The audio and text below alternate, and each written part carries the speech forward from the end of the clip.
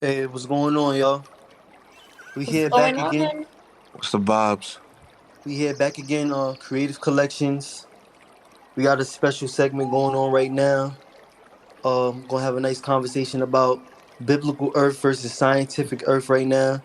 So we just tapping in. Squeaky, you can shout out the sponsors and everything. I'm going to shout out to our administrator, Tyree, developer. Shout Salute. outs to everybody in the room. Shout outs to our sponsors, Nuestra Salud. Check out the promo codes if you want to grow your own foods at home. The best time is now. Get your herbs, get your teas and detoxes, get your health right, get your spirit right, get everything. It's online, squeaky clean, juices and gems. And it's in here. We got it all in here. That's right. Goldfinger's in the building. You know what I'm saying? We got our companies in the building. Goldfingers, mixed by Hugo. We all here, and we here with Waterworld. This is a biblical Earth believer with us, and he is passionate about it. And we're gonna get into some discussion about that. So we Yep. could cue in the music for now and get started after.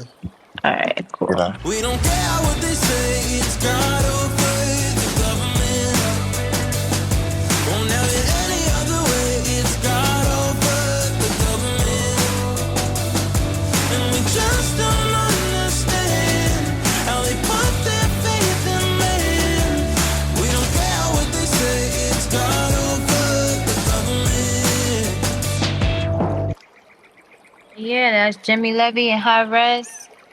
God over government. He hit them high notes. Yeah, he hitting them high notes and them frequencies that's needed, because it's basically what we're talking about. We are talking about God over the government, For That's sure. and a we are that's a great breaking down yeah. these the lies that has been installed through the government. And we're here with Waterworld, and he's What going a to break world. it down further. It's biblical versus science. Yeah, That wa- this that Part was I'm a, two. sorry, you that go in. that was a great song. I really enjoyed that song.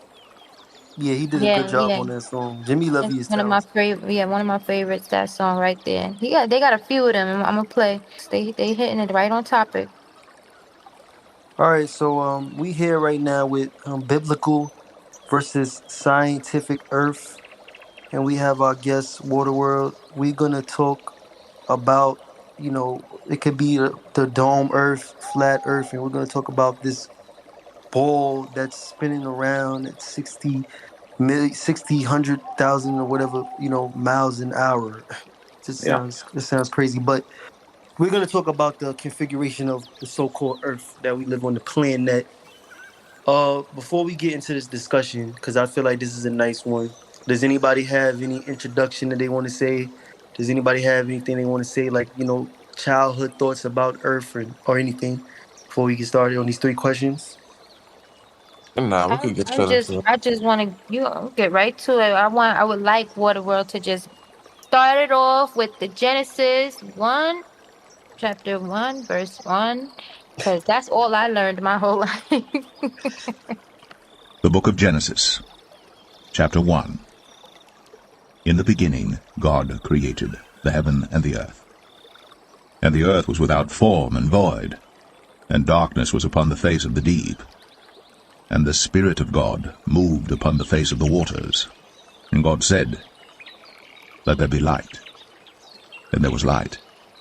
And God saw the light that it was good. And God divided the light from the darkness. And God called the light day, and the darkness he called night. And the evening and the morning were the first day. And God said, Let there be a firmament in the midst of the waters, and let it divide the waters from the waters. And God made the firmament, and divided the waters which were under the firmament from the waters which were above the firmament. And it was so. And God called the firmament heaven. And the evening and the morning were the second day. And God said, Let the waters under the heaven be gathered together unto one place, and let the dry land appear. And it was so. And God called the dry land earth, and the gathering together of the waters called he seas. And God saw that it was good. And God said, Let the earth bring forth grass, the herb yielding seed, and the fruit tree yielding fruit after his kind, whose seed is in itself upon the earth. And it was so. And the earth brought forth grass, an herb yielding seed after his kind, and the tree yielding fruit, whose seed was in itself after his kind.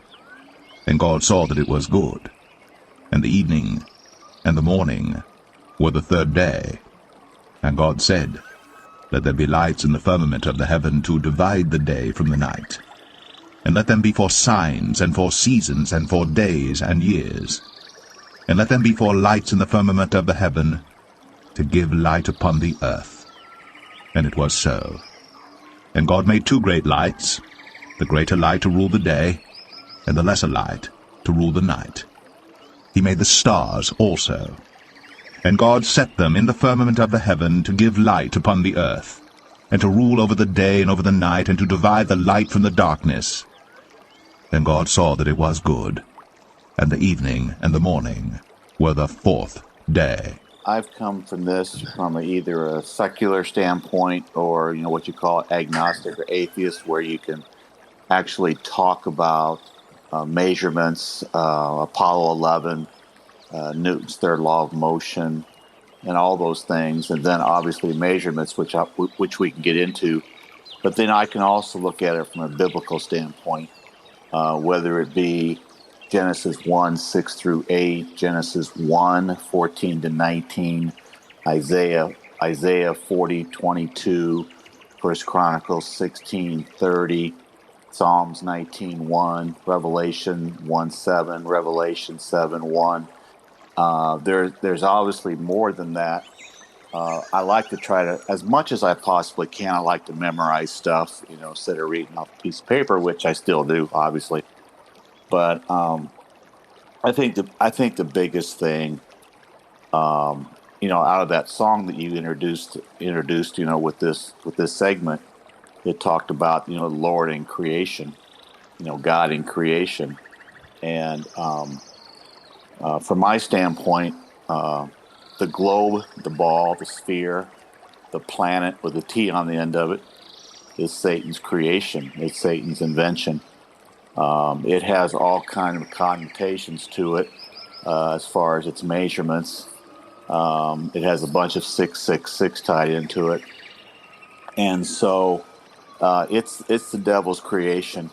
What I find really fascinating is if there was a place in this good world, they tell us, for people who are listening, Google Earth curve calculator, Earth curve calculator. It's the first thing that will come up. Click on it.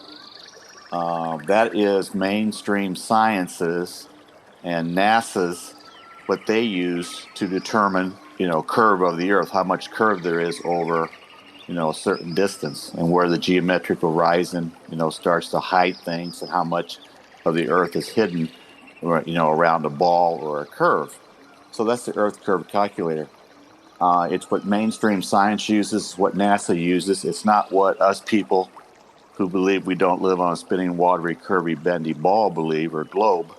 I personally believe we live on a stationary level plane of existence, or a level plane of existence, or a water world, because in Genesis 1, 6 through 9, it says, And God said, Let there be a firmament in the midst of the waters, and let it divide the waters from the waters. And God made the firmament, and divided the waters which were under the firmament from the waters which were above the firmament, and it was so. And God called the firmament heaven, and there was evening, and there was morning, a second day. Verse 9, And God said, Let the waters under the heaven be gathered together unto one place, and let the dry land appear. And it was so. It's really, really interesting that we've taken things like that. We've taken Genesis 1, 14 to 19, which I'll read in a second, and we have made a globe out of it. Now, mainstream science and NASA, what's fascinating is humanity, mankind, humans have never drilled more than 20 miles into this good world. no more than 20 miles have they ever dug a hole. Excuse me, I am sorry. 7.6 miles. They've never dug more than 7.6 miles into this good world. And it took 20 years to do it. 7.6 years, and it took 20 years to do it. But they tell us that the radius of the Earth is 3,959 miles times 2, you get the diameter, times pi, you get the circumference, which is 24,901 miles. That's what we are told that the circumference of the world is. And that's what they go by when they use the Earth Curve Calculator. There are 2 bullet points you'll see on the Earth Curve Calculator if you've gone to Google and see it. The first one is the radius. They may have it in kilometers. Obviously, there's 0.62 miles in 1 kilometer, so you can do the multiplication. And then the second bullet point is that light travels in a straight line.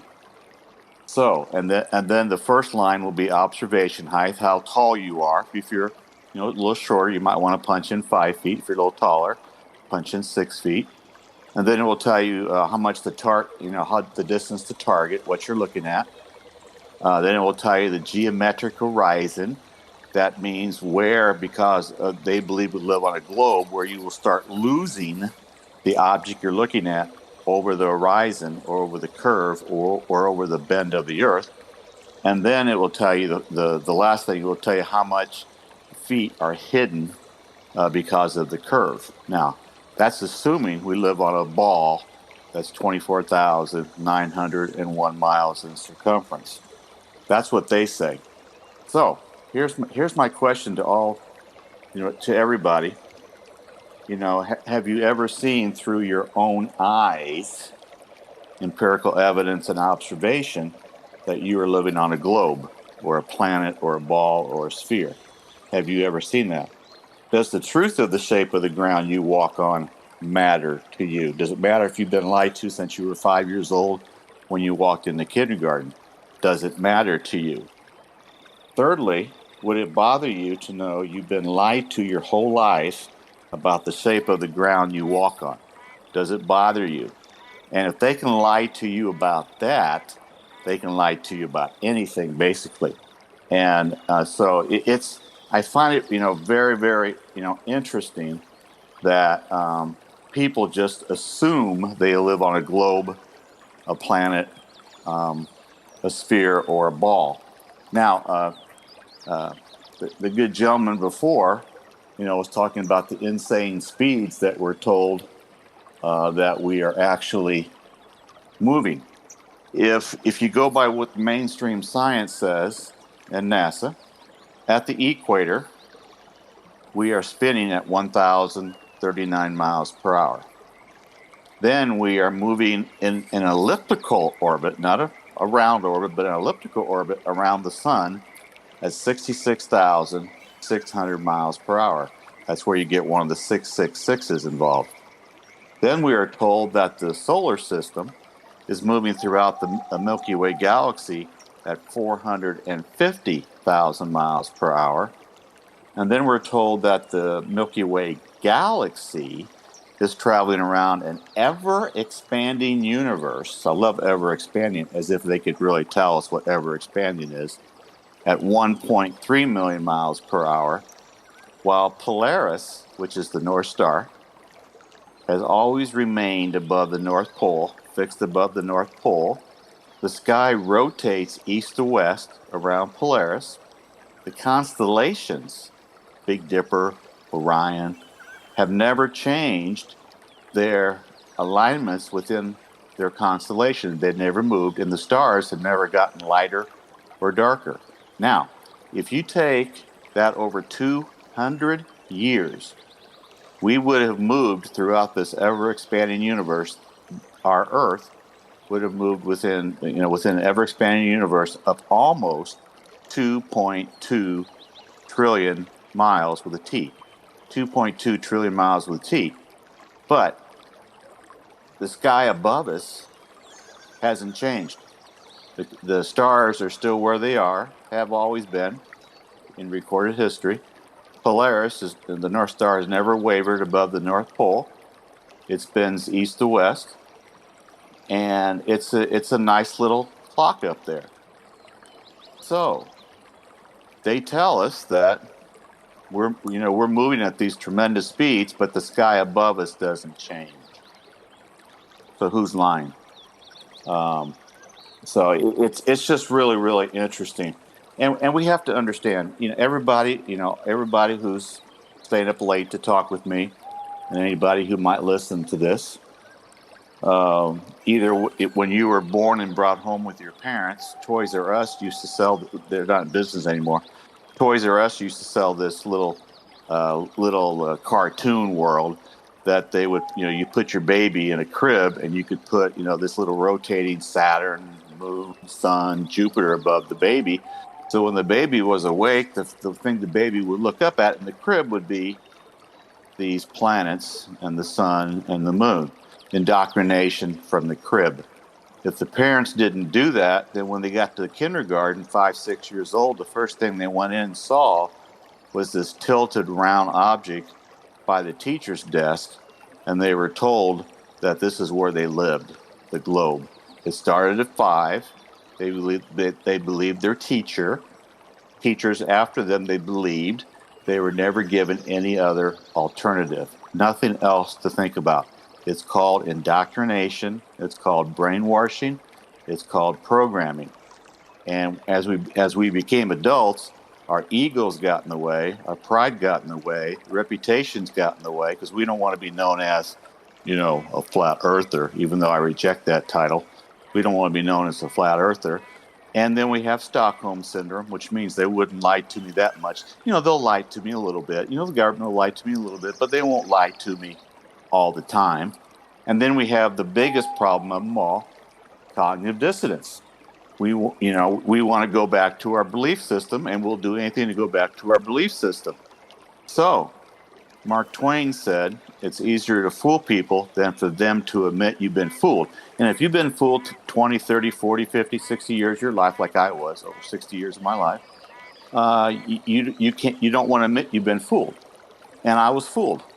I've only been on this journey of, after I learned that the last 28 months was a lie, I went on this journey. I started on this journey about November of 2021.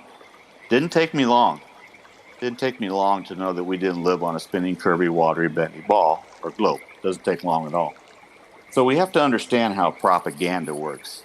Get them as young as possible, dominate the education and entertainment industries, repeat it often, ridicule or silence the opposition, which is what many social platforms do.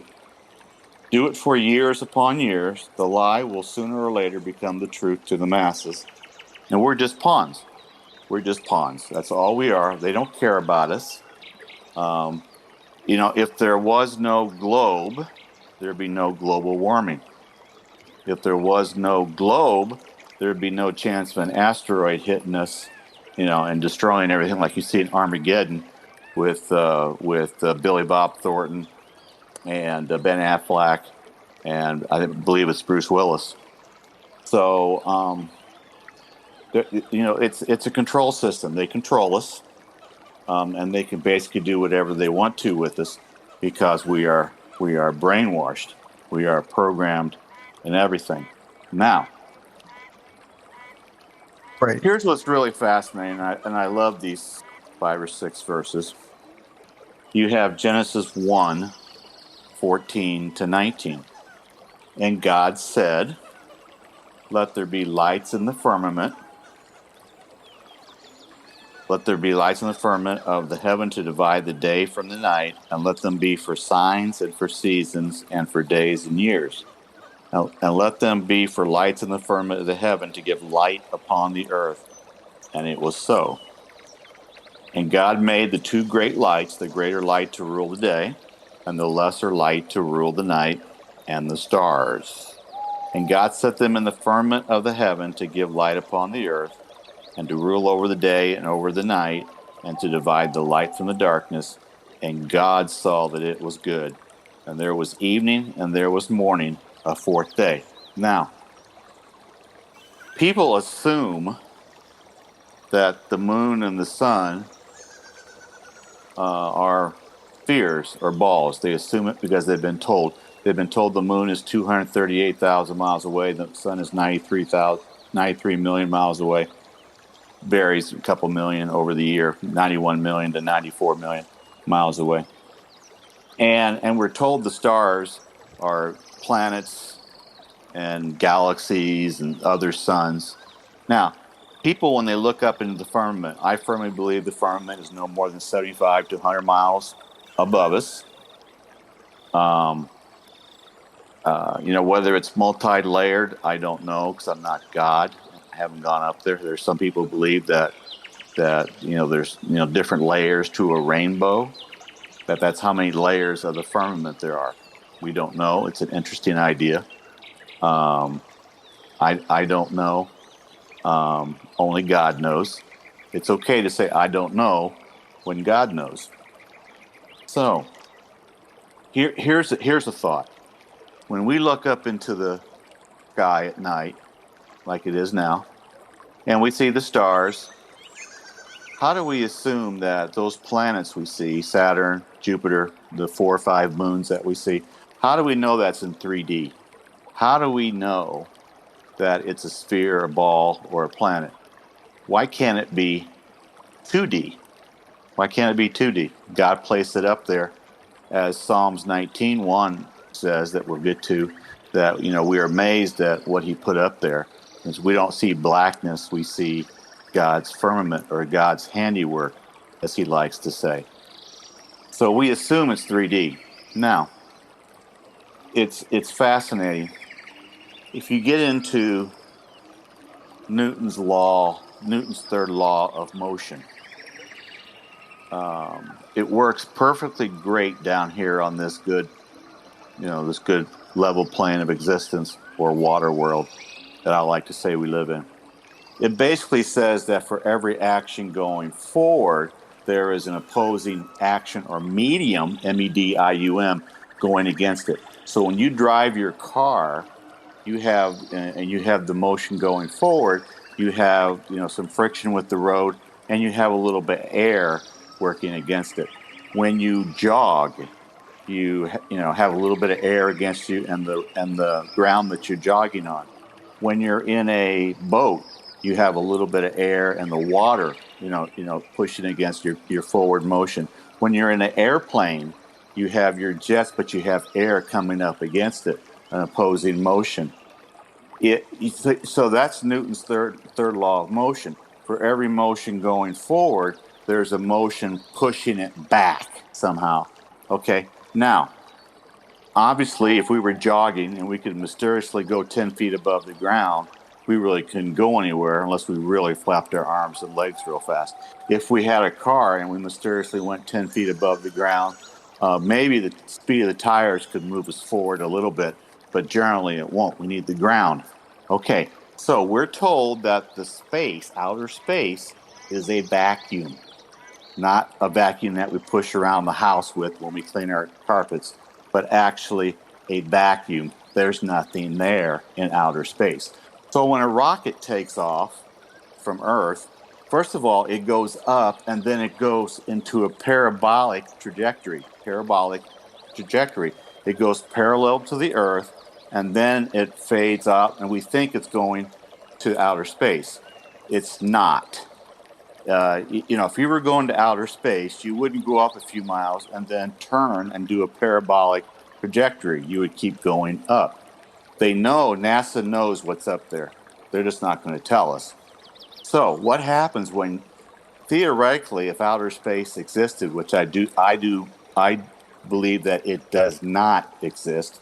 If outer space existed, when that rocket made it to the vacuum of space, they would have its rocket going forward, but it has nothing pushing back against it. It's a vacuum. So the rocket is, pushing on, when it's, going off the pad and going down range, obviously it's working against the air, pushing back against it. But when it reaches the vacuum, which is no air, no nothing, It has nothing to work against. Therefore, outer space travel is impossible. And you can even say in a vacuum, you can't even light anything as far as a fire or anything to push it forward. You cannot do it. So that is outer space travel. According to Newton's third law of motion, it works perfectly down here where we live for airplanes, everything. But in the vacuum of outer space, it cannot work. Outer space travel is is just a lie. It's the Star Trek fantasy. That's all it is. So It doesn't make sense. Like it doesn't, because it's just like how much fuel.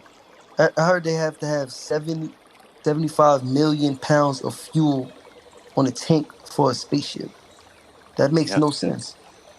yes, that's what they say. That's what they say. They say the International Space Station is up there 254 miles up. Hubble is up there 330 miles up, but it had to get up there by by being pushed out. But once you got, if you believe in outer space, the vacuum of outer space wouldn't allow it to go up there. Hubble, the International Space Station, and the Apollo, the six Apollo flights that happened between 1969 and 1972 are impossible. So Right. I would go ahead.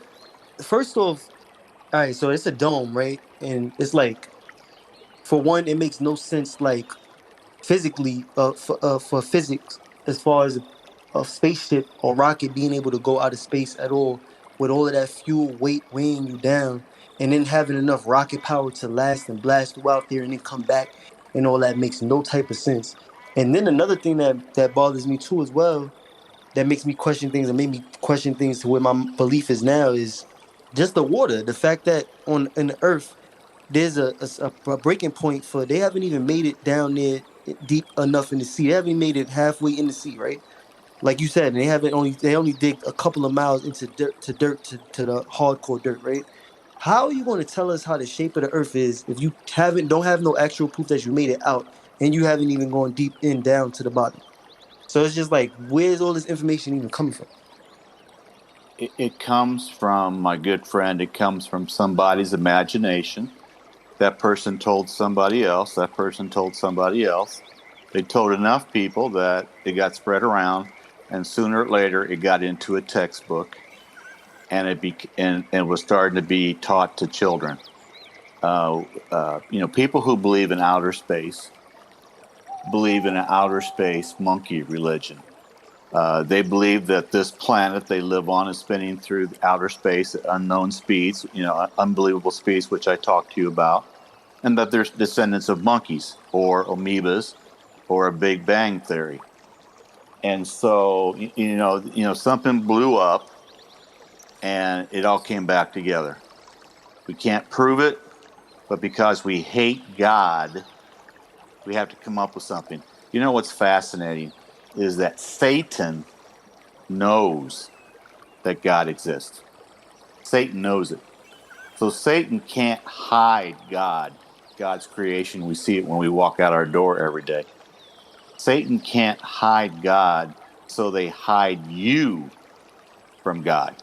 Satan cannot hide God, so Satan hides you from God through your education, through your entertainment, through cognitive dissonance, through Stockholm syndrome, through your ego, through your pride, through your reputations, and through your indoctrination. So it works the same thing with the truth. Satan knows there's truth out there. Satan can't hide the truth if you look for it. So Satan hides you from the truth. And again, they do that in education, they do that in TV, they do that in entertainment, they do it everywhere. And so you can replace Satan with psychopaths who run the world. You can replace psychopaths with they. You can replace anything you want to, but the truth is being hidden from you on purpose. We don't live on a spinning, watery, curvy, bendy ball. Nobody who has ever lived I don't care whether you think it's 6,000 years. I think it's about 6,000 years. Nobody who has ever lived has ever, through empirical evidence or observation, their eyes have never seen curvature of the earth with their own eyes in everyday experience. If there was a place in the world where people could go and see the curvature of the earth, if they could actually go there, it would be a destination place. Millions upon millions would go, hey, I want to see actual curvature of the earth with my own eyes. There is no place like that. There is no place because there's no curve. And if you don't have curve, you can't have a globe. No curve equals no globe. So it's just, I'm a little bit older, and the older you get, the less you want to admit you've been fooled. But I was fooled about everything. Yeah, all you have to do is look at the Treaty of Antarctica and know that, when China says they're going to invade Taiwan over Nancy Pelosi's visit, that's a bunch of baloney. When Putin says that America is enemy number one, that's a bunch of baloney, because nobody since 1959, 1961 has ever threatened to walk out of the Antarctic Treaty, because that Antarctic Treaty is sacrosanct above all other treaties, and they are hiding something down there, and nobody, except for those little people that what's fascinating, in the southern latitudes, you go down to the 56th parallel south, and that's where human habitation, where people who live full time, ends. 56th parallel. Now, obviously, London is 51 degrees north, and so there are a lot of people that live, 60th parallel north. Much of Alaska is there, much of Canada there. I believe all of Greenland is 60 degrees north latitude, and so they're protecting something down there that they found out about. Whether you believe it's with Admiral Byrd when he was going down there with his expeditions, or whether you believe, when Sputnik went, Sputnik is a joke. Supposedly went up in 1957, or when Gagarin went up in 1961, and then Shepard followed in Mercury a few months later. They went up, they saw something, and they reported back to their bosses, and they make sure that nobody can go down to the Antarctic region. Right.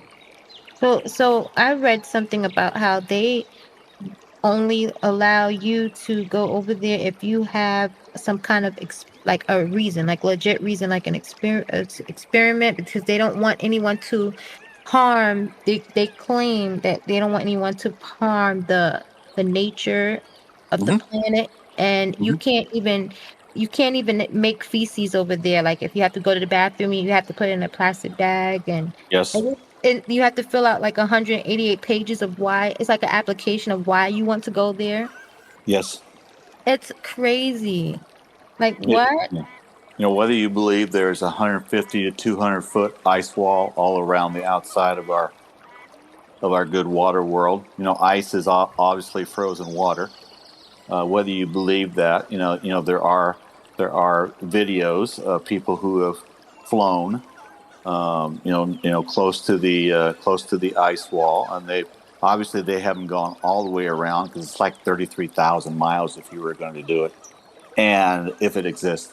And so, there are videos of people who have flown close to the ice wall. They've flown for a few miles. Obviously, I can't make a claim that it goes all the way around, because nobody's done it, and I'm not going to make that claim. I don't claim the Earth is flat. When 72% of what we see is water, 28% land, we're a water world with Earth coming out of the water, with waters above and waters below, as it says in the scriptures. When 72%, when large bodies of water do not bend, if they're unmanipulated by weather, they're at rest, no wind, no storms. Large bodies of water are level. That's why it's called sea level. not called sea curve. It's not called sea flat. It's called sea level. Now, you will have meniscus in a test tube with water that actually curves up at the ends, curves up, and then you have little water droplets on leaves and your windshield that are just little water droplets. But if you have large bodies of water at rest, unmanipulated by weather, and 72% of that is water, you cannot wrap 72% of something around a ball. You Let me cannot. say something. Go ahead. When I was like, honestly, like when I was 10 years old, like that's when I was like, yo, what are they talking about with this globe? Because I started asking my grandmother questions. I was like, Grandma, like, all right, so the sun is, so where's the sun at when it's nighttime for us, for us and stuff like that? Is that we when the sun is up, we upside down.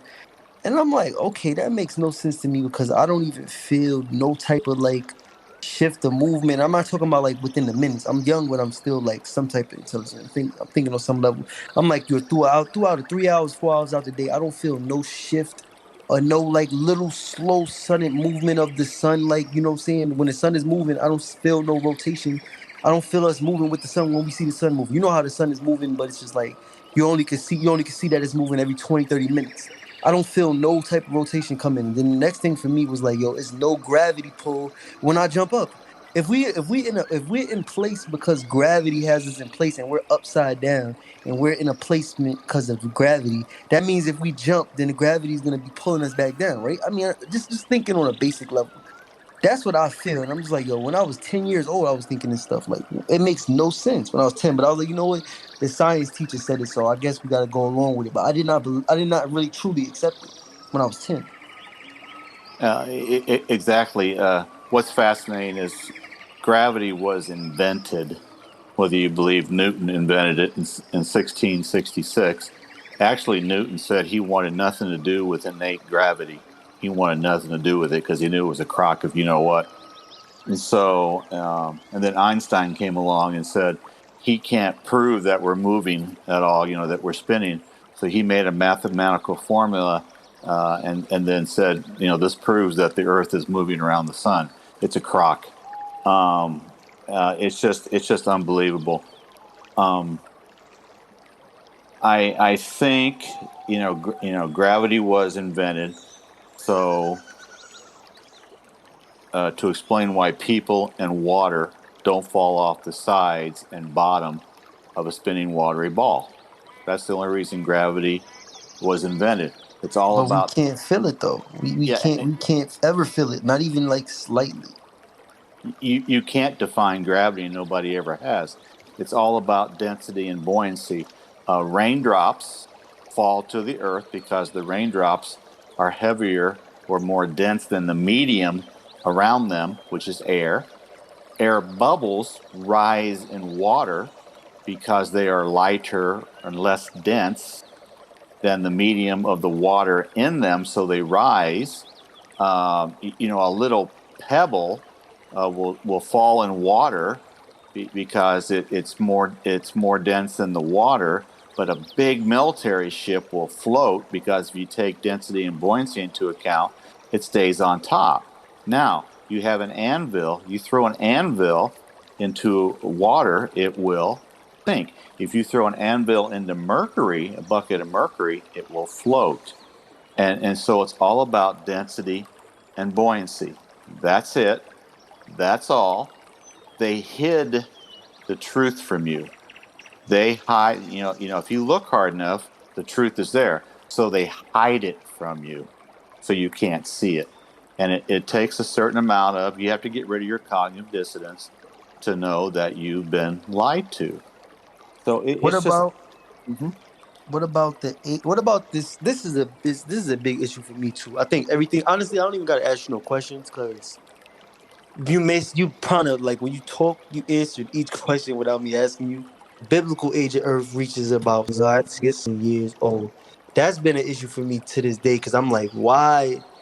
I'm like, I know we don't have no database and no scientific material or basis that's proven anything about any bones or anything that you could find on Earth that's saying anything about the Earth is 7 million years old. Like, let's talk about that a little bit. That's a great point. Every great points. Every dinosaur museum you go into, they will tell you that these are not dinosaur bones. You know, when you watch the movie Jurassic Park, it just came out. Another one just came out. If you go into a dinosaur museum, they will tell you that these are not dinosaur bones. They're too fragile, and they're somewhere else that you can't see them because they're so fragile. So these are just replicas, whether it's plastic or whatever it is, or some sort of, whatever it is, clay, whatever it is. So they'll actually tell you if you ask them, these are not actual dinosaur bones. They're behind someplace because they're so fragile. They have no dinosaur bones. Dinosaurs were invented around 1850. Just like Karl Marx and communism was invented with the Communist Manifesto, just like Louis Pasteur's germ theory was invented around that time, just like Charles Darwin's evolution, theory of evolution was created around that time. All these people that Christians look at and They're go, Roman Christians. Tell me they're Roman Catholic Christians. That well, the people I listed are all atheists, but Christians, whether evangelicals, will say, they'll agree with them. These atheists tell us that we're outer space monkeys, and Christians will go, well, maybe not that, but God created, planets and solar systems. Well, where does it say that in God's Bible that He created planets and solar systems and things like that? It doesn't say that anywhere. there's too many things that science doesn't answer. Simple, basic things, like I said before, like getting under the water and not being able to not being able to the deepest divers hasn't scratched the surface of what's under the water. If y'all can't answer what's under the water, I'm not about to let y'all dictate for me what everything else is about when y'all haven't even done the basic things like that. Like, you know what I'm saying? Exactly. I'll get to the other 5 verses, and then I'll get it to some actual numbers from around this good world, and then you guys can decide what you like to do. But First Chronicles 16:30 says, "Fear before him all the earth; the world also shall be stable, that it not be moved." Psalms 19:1, "The heavens declare the glory of God, and the firmament show us His handiwork." So when we look up at the sky at night and we see stars, sun, and moon, that is showing God's handiwork in His firmament. Revelation 7:1, "And after these things I saw 4 angels standing on the 4 corners of the earth, holding the four winds of the earth." You can't have a sphere or a globe or a planet when you have 4 corners of the earth. You cannot do it. Revelation 1:7, "Behold, he cometh with clouds, and every eye shall see him, and they also which pierced him." Every eye will see him when he comes in the clouds. If you're on a globe or a planet or a ball or a sphere, the people that are on the other side of the ball or the sphere or the globe or the planet will not be able to see him. You'll have to go around to the other side. So, obviously, if you're on a level plane of existence or a water world, it's possible for the whole world to see him when he returns. Isaiah 40:22 is where a lot of people they like to change the circle of the earth to the sphere or the ball or the planet of the earth. In Isaiah 40:22, it says, "It is he who sits above the circle of the earth, and its inhabitants are like grasshoppers." It's fascinating that when you sit on top of something and look down at it, you could say God's sitting on top of the firmament and is looking down. He's not calling us grasshoppers. He's saying we are like grasshoppers. When you look down upon the circle of the earth, now if you look down on a pizza. I'm not saying the Earth is the shape of a pizza. Don't go there with me, please. But if you know, it is He who sits above the circle of the Earth. If you look down, if you're sitting, on top and you look down and see something, see a pizza, it's a circle. And so some people like to change that. I wish they wouldn't. They're trying to justify their globe or their planet or their sphere or their ball. So if God sits on the top of the firmament and He sees all of its inhabitants are like grasshoppers, He couldn't see all of them if we were on a globe. He'd have to go to the other side to see more grasshoppers, more as like grasshoppers. So right there, and I don't believe God lies. I'm one of those people that actually believe God doesn't lie. Some people want to take his word and change it, and as if God's a liar. I don't believe God's a liar. That's just me. Um, you get into Psalms 31, 93, 1, which you can read on your own. Psalms 96:10, Psalms 104:5, and Isaiah 45:18. And you can make an argument. There's a few hundred more that talk about the earth being fixed and immovable, or fixed and firm, or whatever. The earth shut out, can't be shaken, and the Lord fixed it fast so it can't move. So you get into devil's creation. If you look at, and I'm going to get into measurements a little bit here now. If you get into the devil's creation of a globe or a planet, if you use the Earth curve calculator, which is what mainstream science and NASA came up with, that I told you about, that you can Google, it has a bunch of 666 to it. At the first mile, these people, mainstream science and NASA, says the Earth curves 8 inches. 8 inches divided by 12, which is a foot, is 0.6667, 0.666 or 666. Then they tell you that at 10 miles, the Earth will bend or curve 66.67 feet, 666. This is their numbers. At 40 miles, they'll tell you that the curve of the Earth hides 1,066.67 feet of curve. At 50 miles, it'll tell you that it will hide 1,667.67 feet. At 100 miles, it will tell you that it will hide 6,667 feet of curve. And then they tell you, as we said before, that the Earth is moving around the sun in an elliptical orbit at 66,600 miles per hour. That's what they tell you. And they tell us that the Earth is tilted at 23.4 degrees.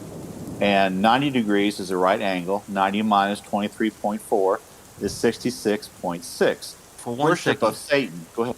for all the people, this is for people that are atheists now at this point. Because we making this, I got to cut in real quick because this is biblical earth versus scientific earth. And we talking about this because science, the way that science is used, the improper use of science, because there are some science that believe in God, but most of them don't. So the way science get used is used to deflect and is used to disprove the Bible. So that's why we here debunking this right here. And this is for non-believers right now. Why is the earth spherical shape and rotation and different things about the numeral status of the earth with its gravity and all its illusions, all based upon the number 666.66 is involved in it when you decrease something from something, or when you see general numbers like the rotation it takes. So this is something that people need to think about. Oh, it's just a number, it doesn't mean nothing. No, that number is signifying something. It's an allegiance to somebody's plan. And this is for somebody that might need to wake up. I just had to cut you for a second just to let them know to take a look Sure. into that number and why it's being expressed so many different places throughout the Bible. Even the Bible took out the Apocrypha and then they made it 66 books. Why did they do that?